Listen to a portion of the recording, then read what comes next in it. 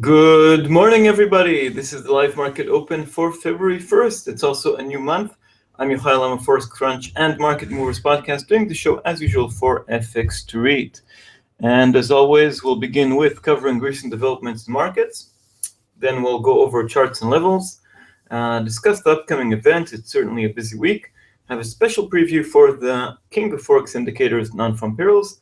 Our currency of the week is a combination of Brexit and Trump, pound dollar, and we'll discuss the week ahead before we wrap up the show. As always, your questions are more than welcome. If by any chance you cannot see the chat box alongside the screen, please go to the address below, tlk.io/fx3-forex-live-video. Okay, let's begin. So what's going on in markets? I guess you all heard the news. The big news is Trump's Muslim ban. It's the short way to call it. Basically, it has quite a lot of implications. Let's stop about and talk about that discuss it for a moment. So on Friday night, just after U.S. President Donald Trump met British Prime Minister Theresa May, and they talked about cooperation and shared values and things like that, the president signed an executive order banning entries to the United States from 7 predominantly Muslim countries, basically following up on his campaign promises, although the choice of countries seems a bit awkward. Saudi Arabia is not included, while others are. Some suspect that it has something to do with his business relations. Anyway, it caused chaos in U.S. airports because people who live fully legally in the United States couldn't re-enter, and there were court cases as well, so it's a mess in courts. Eventually also had to fire or decided to fire the interim attorney general because she refused to follow his orders. She said it's unlawful.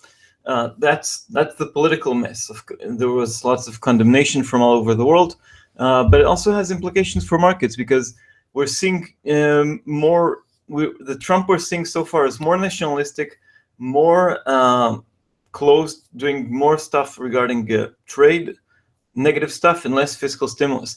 That's not what markets believed we would see from the elections and until, well, the press conference just before he came into the Oval Office.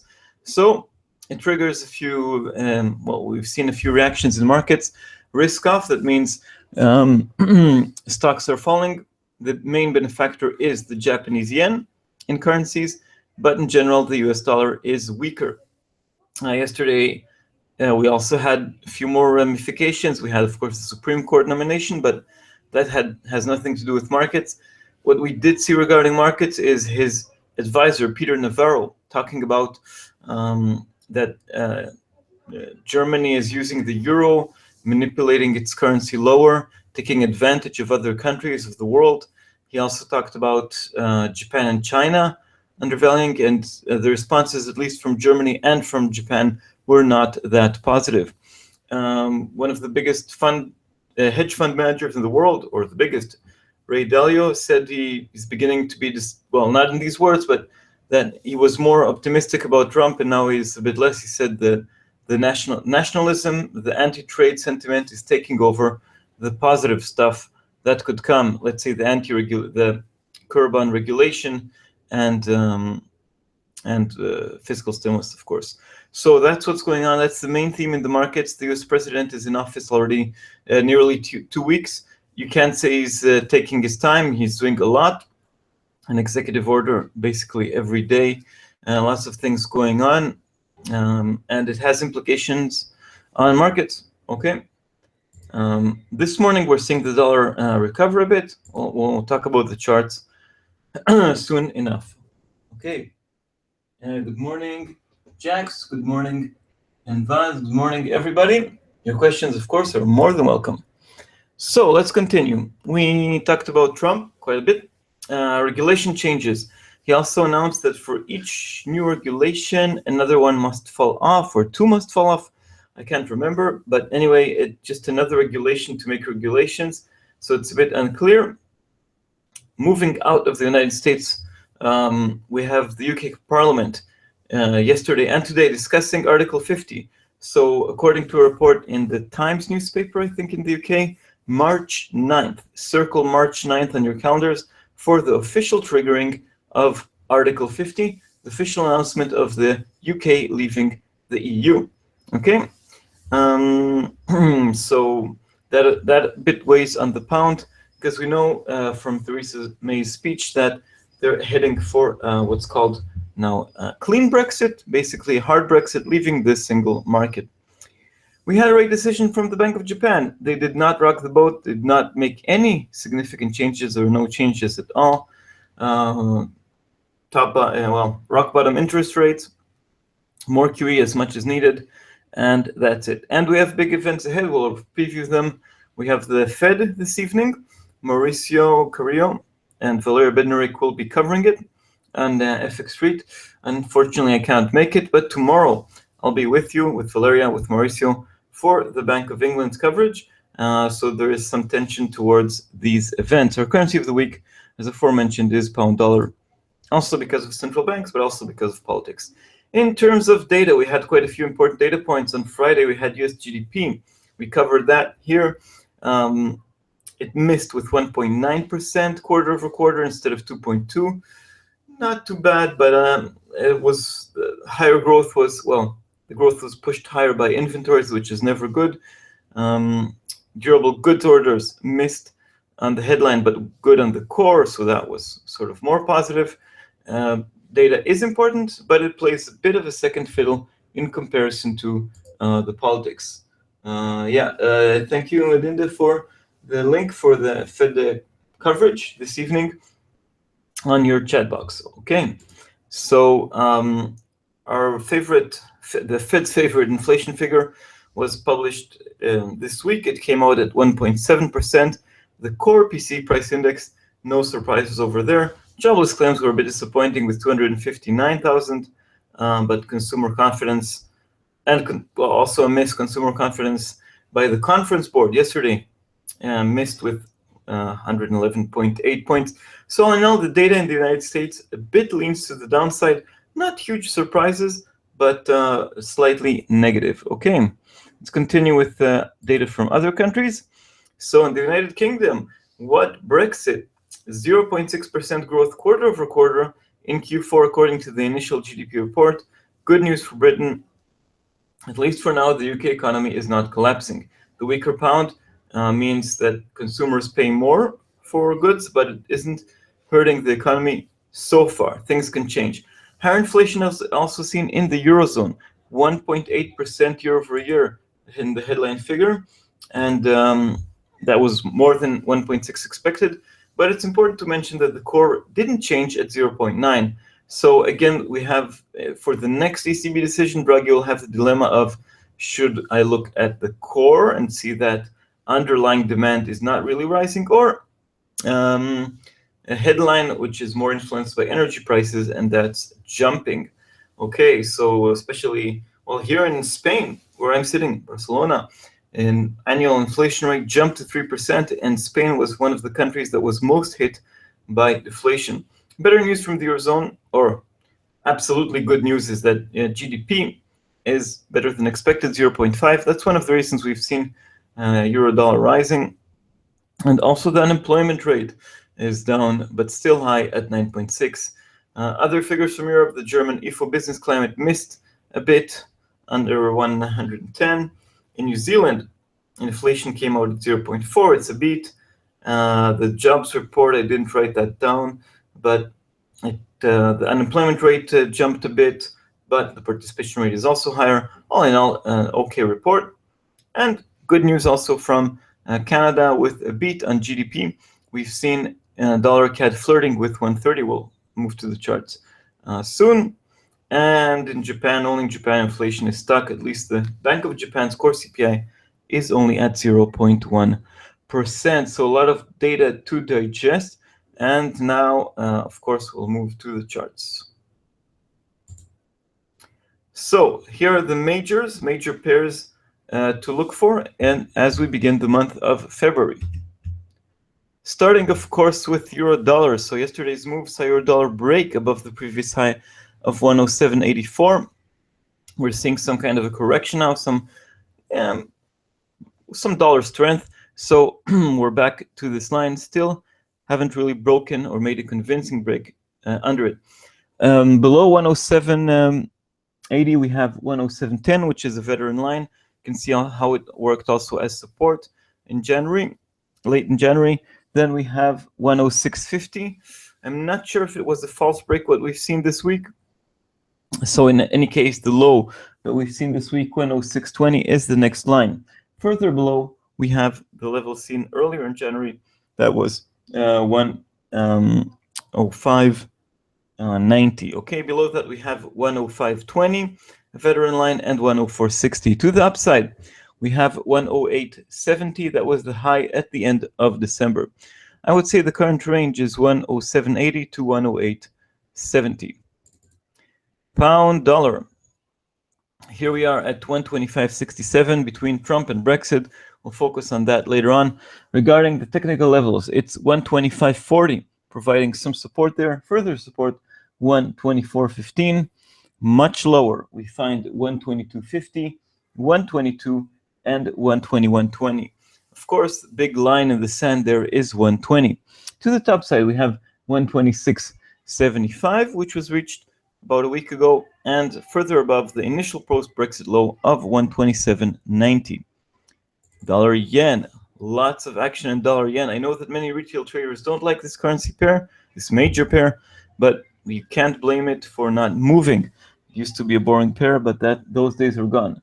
So currently 113.50 to the top side, 114, followed by 115.40, which was the high late in January. Further above, we have the old line of 116. To the downside, we have the round level of 113. 112.50, which was a double bottom, but actually breached yesterday. Is it a false break or not? We touched 112. Anyway, I still think 112.50 is important. Further below, we have 111.40, which is, if we reach those levels, we can be assured that 112.50 was broken. Dollar CAD moving to the downside, currently 130.75. So, well, some kind of recovery. Yesterday we had a dip. I see this as a false break under the 130 line. Very round and important number. Further below in dollar CAD, we have 128.30 as a very important line. To the top side, 131.80, 133 round number, and 133.80. Okay, moving to the Australian dollar. Very range bound in recent days. So 75.10 is the low seen recently, the end of January, and moving higher. Well, to the top side, it's 76. If we zoom out just a bit, then we can see that this range is a bit frustrating. But further above, we have 77.40s. Further below, 74.50, 73.75, and 73.10. So we had an uptrend from the lows, and now we're range bound in Aussie dollar. Kiwi dollar made recently bigger moves. So we challenged the top level there of 73.50. Further resistance 73.10 and 72.80 is the level we're flirting with at the moment. Further below 72.20 and 71.80. Okay, and dollar Swiss currently at 99. Further support 98.50, an old line, and 98. To the top side, we have the obvious line of parity, which is more a symbolic line than a real technical line, but still worth watching, followed by 100.40 and 101. Okay, so this completes a roundup for the major pairs. Technical levels to watch out for February. Any questions? Let's move to the minors. Sorry, the crosses. So these are the technical levels to watch on crosses for the month of February that begins now. So we'll begin again from the Swiss franc. Remember, prone to intervention by the S&B. Anyway, Euro Swiss here at 106.80 at the moment. Support awaits there at 106.35, just the low point at the end of January. Resistance 107, round number, and high resistance 107.50. I suspect that the S&B wants to see Euro Swiss trading between 108 to 110. they intervene relatively quietly. Much more interesting currency pair is the Brexit pair, the European euro against the British pound. So currently flirting with 85.75, resistance there at 86.35, followed by 87. To the downside, we have 85 and 84.60. We can't complain about the lack of movement here. So we do have some days of range trading, but we did have big movements. A high level to the top side is 88.50, and to the downside we have 83.80. Euro yen currently 122.40, resistance 123.30 and 123.80. A bit of stability here. Support 121.60 and 121. Further support 120.45. I would say this currency pair is a bit choppy, this cross. But we have less choppiness here, and one of retail traders' favorite crosses, the pound yen, the dragon, currently 142.70. Resistance there at 144.80, and it's followed by 145.40. To the downside, we have 140.50, 139, and 138. Well, even lower, we have 136.40. Technical lines here are clear to see. Lots of pips here, lots of pips to win, lots of pips to lose as well. Okay, and we'll finish up our crosses by moving outside the world of currency pairs to the number one commodity, oil. 52.75 is the current level on WTI crude oil. Support still at the the former double top of 52, followed by 50.50 and 49.50. So the round number 50 is technically, I don't see it as support. To the top side, we have the previous highs of 54.50 and 55.20. Okay, so that completes a roundup of currency pairs, technical levels for crosses for February. Any questions? Okay. Let's move to this week's upcoming events. It's a busy week. So today, Wednesday, when we're doing the show live, we have manufacturing PMI from the UK. It's a day of, in general, manufacturing PMIs. We had the official data for China, which came out as expected. Didn't move markets too much. The number from the UK could be interesting.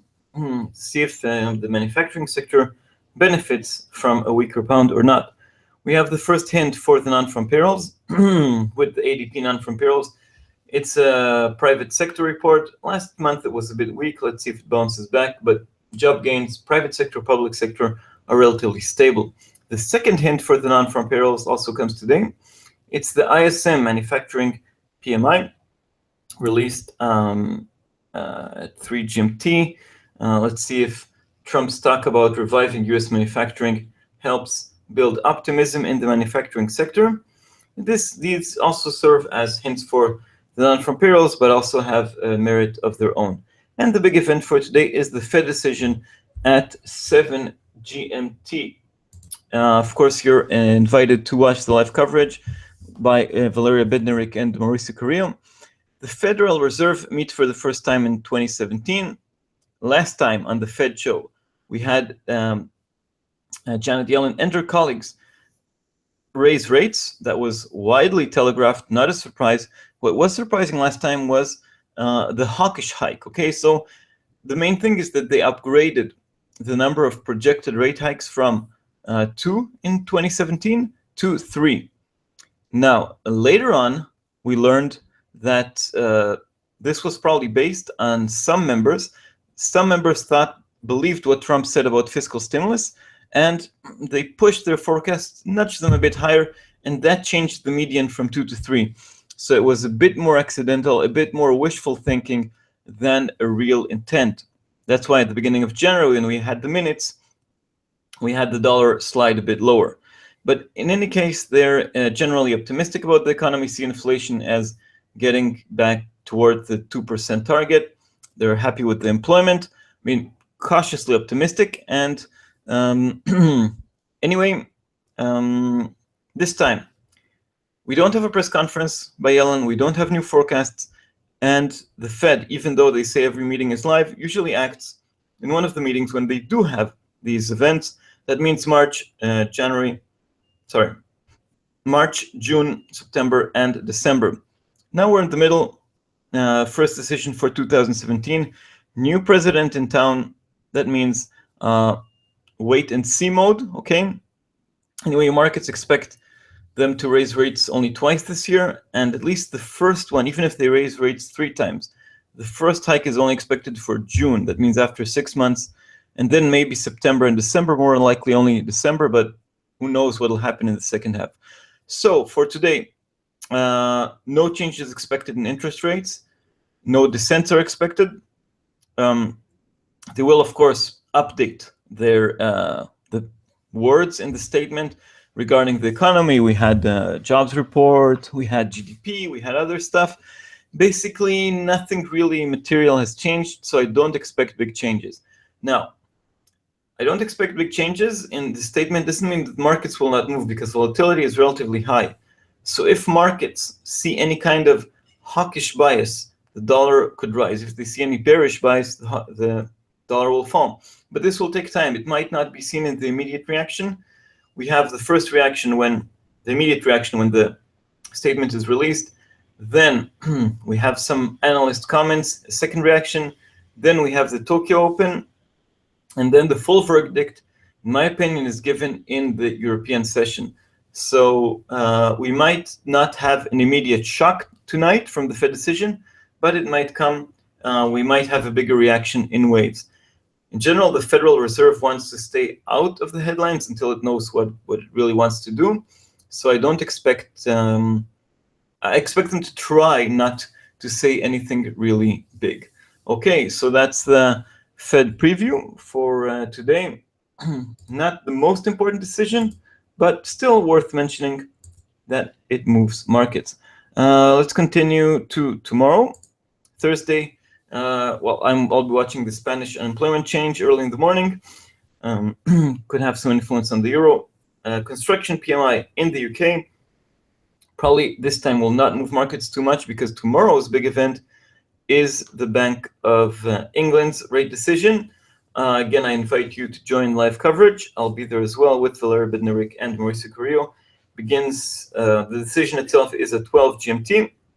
Half an hour later, we have Mark Carney, the governor of the Bank of England, talking about the decision, explaining the report.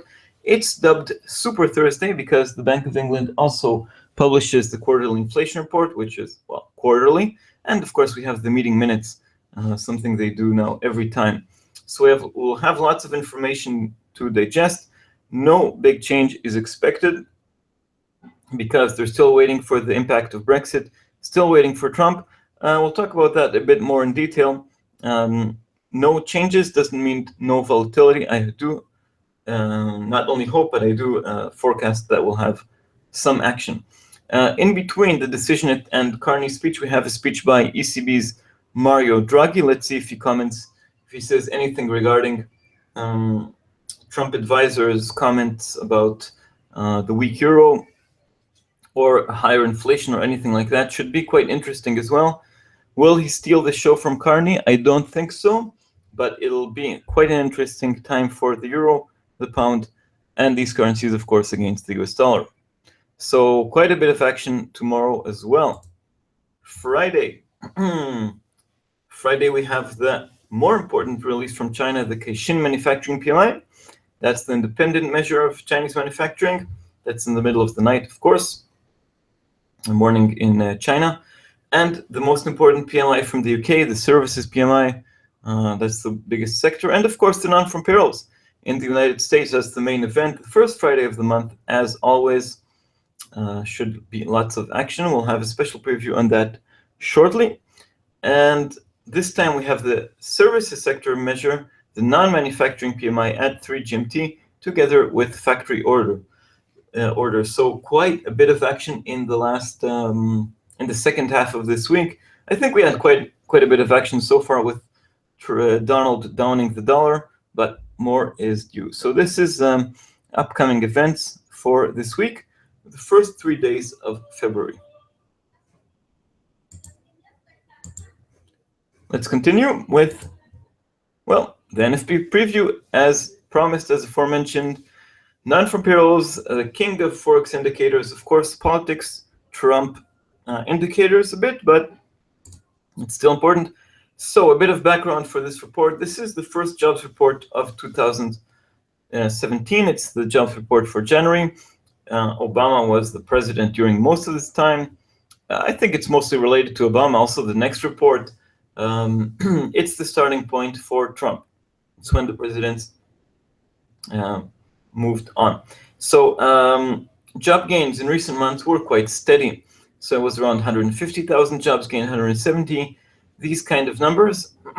Wages remain the focus. Why? Because if the U.S. economy is nearing full employment, we should, if we have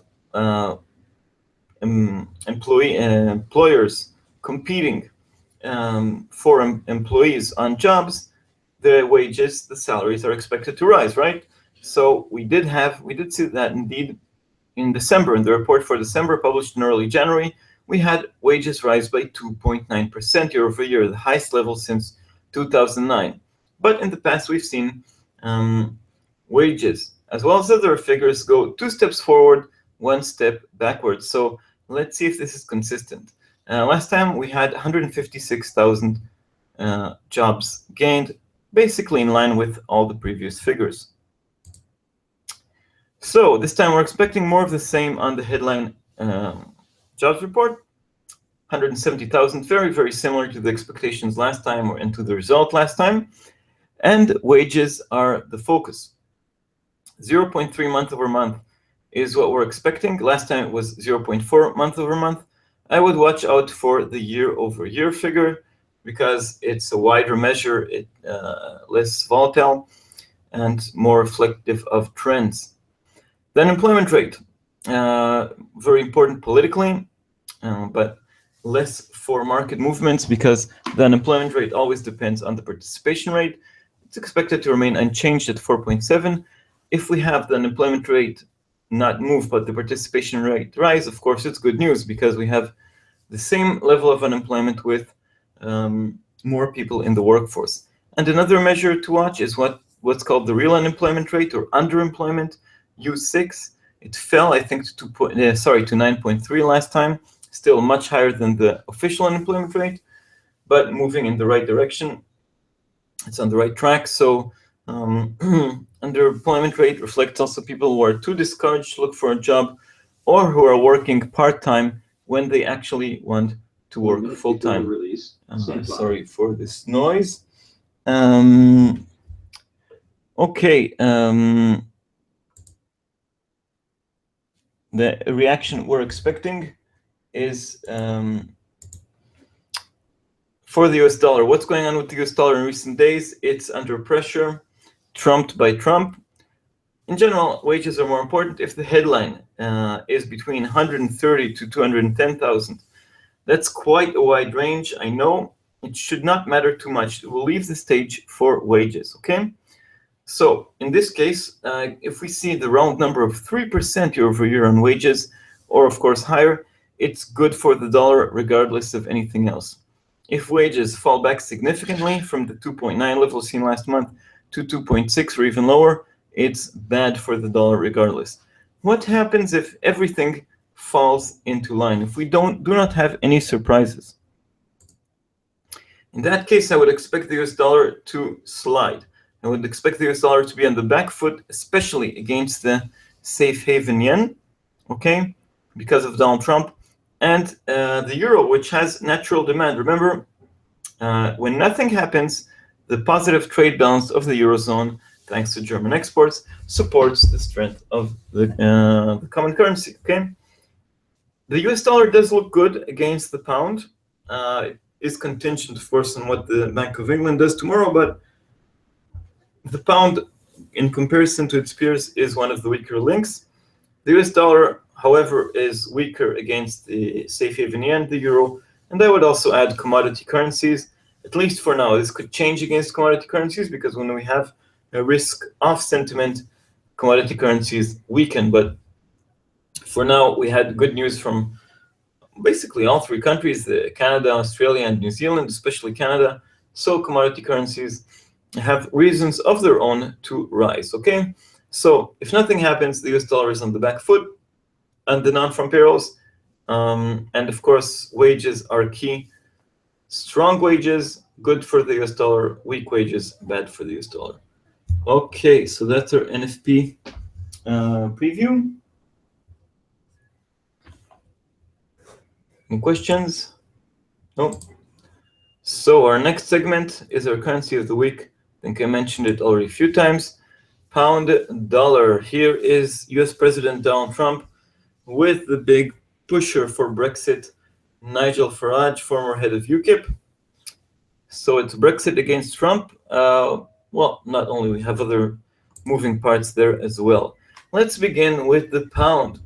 So March 9th is the date for triggering Article 50, and unless we hear other news. Parliament is unlikely to defy the will of the people. Of course, the Labour Party, which is in opposition, in theory, if they all unite, they maybe could have stopped Brexit, but well, some of them do support Brexit, and of course, they will not want to defy the will of the people, including in their own constituencies. So there will be a lively debate about what Brexit will have, but I don't think it'll stop the action. Okay, Parliament does want more control, more knowledge to be involved in the negotiations. Hard Brexit, which is currently the direction of the British government, is worrying for markets. They want a soft Brexit that means more immigration, more access to the single market, less control of sovereignty. But the British government is going, I guess, with the will of the people to curb immigration and to have more control on everything. I believe that the actual triggering of Article 50, even though it's we all know it's going to happen, it could still hurt the pound, because that's when it really happens. That's when the clock for leaving the EU begins, the 2-year time, which is considered by all experts to be a short time for getting new trade deals. It could be problematic. So, and it could accelerate plans to investment plans out of the UK and things like that. Again, so far the UK economy is looking good. Tomorrow, Super Thursday. Let's talk a bit about that. So the Super Thursday, as aforementioned, is super because we have the rate decision and no changes expected. The minutes, which are attached, the meeting minutes to every rate decision, and the quarterly inflation report, which is what makes it super. Forecasts, published in the quarterly inflation report, forecasts about inflation can be telling regarding the rate path. This means that if we see the Bank of England raise its inflation forecasts for 2017-2018, this means that they'll have to act to curb inflation. They could raise rates. And if inflation forecasts do not change or are even lowered, it could be quite bearish. It could hurt the pound, could show that the Bank of England could cut rates. In the previous big rate decisions in the UK, in August, following Brexit, they cut interest rates and also added QE. But since then, the pound, well, continued falling, inflation began rising, the UK economy didn't collapse, and in November, they did not cut rates and even changed their stance from bearish, from a tendency to, from dovish tendency to cut interest rates to nothing, very stable, very neutral. So they're currently firmly on hold. This person, Mark Carney, his tone in the press conference and the quarterly inflation report will rock the pound, will make a difference for the British pound. Carney has this kind of dilemma. On one hand, the economy still looks good. So 0.6% growth rate, the unemployment rate is low, inflation is rising quickly, as we've seen, and the pound is just too weak. So if he raises rates, he could cool down the economy, lower inflation, lift the value of the pound, thus helping inflation. That's the reason for raising interest rates. But On the other hand, forecast for the future. Brexit is set to hit the economy. I think it's a matter of time. It could come sooner rather than later. And tightening might lift the pound, but also curb demand. So it might cool down inflation, leaving more money in the pockets of Brits, but also hurt lending, for example, hurt the wheels of the economy. So the Bank of England for tomorrow. I don't expect any decision. They'll wait for Article 50 to see the implications. They will wait for Trump's 100 days. Lots of things are going on in the White House, but maybe they'll want to wait a bit more. And they'll probably, as you can see here in the picture, sit on their hands, try not to do anything. But I believe that their tendency is more dovish than hawkish. I don't see them raising rates, even if inflation picks up even more, because of the high level of uncertainty. They wouldn't want to be blamed for hurting the economy. Okay, so that's the Bank of England. And let's continue our pound dollar special by talking about the Donald Trump here is signing yet another executive order in the White House. Basically, he's fulfilling his promises. So with all the criticism I have about him, you can't say he's not doing what he said. But markets, voters didn't expect him to do what he said literally. They thought he'll go in the general direction of what he said, but not word by word. The world is in shock, even though these are things he was talking about. More trade wars than fiscal stimulus is very worrying, okay? And the visit of the Mexican president has been canceled. He blamed China, Japan, and Germany for manipulating their currencies, favoring American companies, things like that. But no talk about fiscal stimulus. Uncertainty also about Obamacare. And, well, quite a mess, I would say. The Federal Reserve. Now, first of all, Janet Yellen here in the picture, she doesn't know what her future is going to look like. Trump talked about replacing her. That, of course, also is quite uncertain. Anyway, they're currently sitting tightly on their hands. I believe they'll act only on their big rate decisions. The next one is in March, and they don't expect a rate hike then either. Without saying his name, without saying the Donald, they want to see what Trump does, well, after a few weeks, not only after 10, 12 days. We learned that they lifted their forecasts based on Trump, only some of them, but this was enough to change the dot plot. The next forecasts are in March. Maybe we'll see them with a bit of disillusionment, like other market participants from Trump's actions. So maybe they will lower their forecasts for rate hikes. And if we look at pound dollar, to conclude this segment, we talked about Brexit, the Bank of England, Trump, and the Fed. The pound is vulnerable to Brexit. The dollar is vulnerable to Trump. But the pound is probably the weaker link, as the greenback also attracts safe haven flows. So when we talk about safe haven flows, it's repatriation. It's going for something that will be more safe or cheap money that came out from one country to invest in riskier, higher yielding assets comes home. The number one safe haven currency is, of course, the yen. Okay, but second in line is the US dollar. Even if it's a far second place, the US dollar does have this advantage on the pound, which is not a safe haven. So in this ugly contest between the pound and the US dollar, I think the US dollar has a bit more strength. Will pound dollar lose 120? We touched that 2 weeks ago and bounced very beautifully from that level. I think it is possible. Anyway, let's look at the charts. My tendency is more to the downside on cable. So let's move to the pound dollar chart. Let's look at the big levels here. This is a daily chart. We reached on the night of Brexit, before we had the results, reached 150, dropped to range of 128 to 135, then further dropped to, 120 to 127 almost. The tendency I see as well, it's a bit mixed, but more bearish. Currently 125.80, 126.80, 127.80. 128 to 135 is the 126. Let's zoom in a bit. 126.75, 127.30, a small line, and 127.90 are the lines to watch. Further above, we have, of course, 129 and 130. To the downside, the big levels: 125.40, 124.15, 120, 120, and the round number of 120.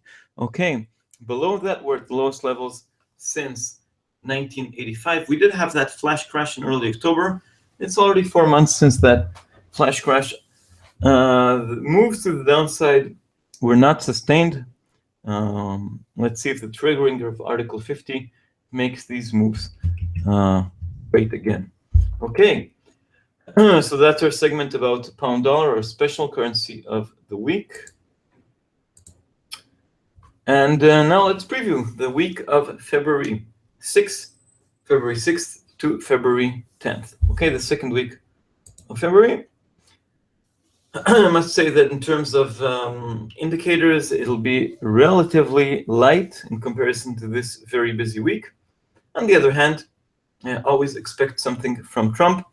And we have the Australian dollar, once a favorite. It could see more action. So on Monday, we have Australian retail sales. On Tuesday, Monday is usually a light day. Tuesday, we have the Australian rate decision, the first one after 2 months. They took a break in January, so that could be interesting. Double feature on Tuesday, US and Canadian trade balance. The milk auction in New Zealand on Tuesday as well for those trading the Kiwi. And a complementary figure from the jobs market on Tuesday as well, the jobs report from the United States. On Wednesday, we have probably the official vote in Parliament after the debate. Today, we have the vote on Brexit. So that could be interesting. Oil inventories, as always, every Wednesday, and the rate decision in New Zealand. Let's see if they give us a hint about raising rates, okay? But not so fast. On Thursday, we have jobless claims in the US, relatively light Thursday, very different from this Thursday. And we have quite a bit of action next Friday. We have the Chinese trade balance. The level of imports and exports is, of course, always important for Australia, for the world in general. Industrial output from the UK. The Canadian jobs report, they take their time. It's not released with the US jobs report this Friday. And last but not least, the initial consumer confidence number from the University of Michigan, Reuters. This is important because it's the last event of the week, and it'll give us an indication of how consumers feel at the beginning of Trump's time. All right, so that's the preview for the week of February 6th to February 10th. All right.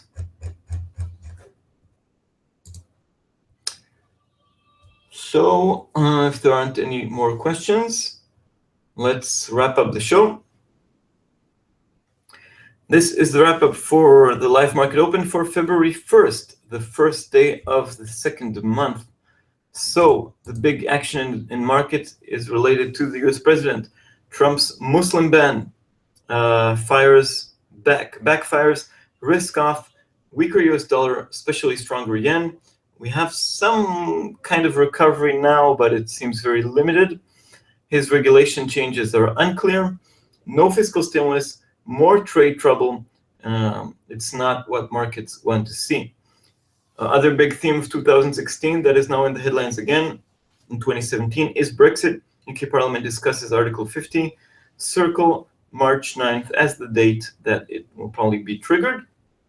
No action from the Bank of Japan. And there's tension towards the big events of this week. I would mention big data releases that were surprising. Well, again, the UK economy is doing well. Eurozone inflation is rising faster than expected, but thankfully also GDP. Will the ECB taper down, stop its stimulus? I doubt that, but that'll be a theme in the future. Big events, as I mentioned this week, we have the Fed decision. They're not expected to do anything because there's no press conference, no new forecasts, but join the live coverage. Also watch out for the first hints for the non-farm payrolls coming from the ADP, NFP, and the ISM manufacturing PMI. Tomorrow is Super Thursday by the Bank of England. the quarterly inflation report, watch out for the forecasts for the direction of the Bank of England. In general, they are neutral, but if they raise forecasts, we might begin hearing talk about a rate hike. And if they keep them low, then the pound, of course, will fall. Also, watch out for Draghi, has lots to digest, lower unemployment rate, higher inflation rate, higher GDP, and Trump's advisor talking about Germany benefiting from the euro. And on Friday, of course, the big event is the non-farm payrolls. Wages are important. If it reaches 3% or higher, it's great for the dollar. Regardless, if everything comes out as expected, I would expect more dollar weakness. Let's quickly run on the charts in this wrap-up before we head off into the rest of the day. So, well, that US dollar recovery didn't last too long. We're seeing euro dollar bounce at support 107.80, resistance 108.70. If we fall under 107.80, I would say 107.10 is the next level. Pound dollar, extremely stable at the moment, 125.75, support 125.40 and 126.75. Dollar yen, well, recovering a bit, but also limited, 113.45 at the moment. Resistance, well, the two round numbers, 113 to 114. In composite, dollar CAD did not really confirm the break under 130 yesterday. Resistance 130.180, support still 130. Aussie dollar too stable. Maybe next week it'll wake up. So 76 resistance, 75.30 support, and the Kiwi dollar after the jobs report is still a bit lower, but I don't think it was that bad. 72.70 current level, support 72.20, resistance, high resistance 73.50. All right. So that's the wrap up for today. Thank you very much, everybody, for coming. Lots of action in markets. Watch out for those tweets from President Donald Trump. And, well, there's so many other events as well. So wish everybody a safe and successful trading day. As always, the video clips will be available on FX Street and also Forex Crunch. Join the live coverages of the Fed. Unfortunately, I cannot make it this evening. I will make it for the Bank of England's live coverage. And see you next time. So that's it for today. Thank you and bye-bye.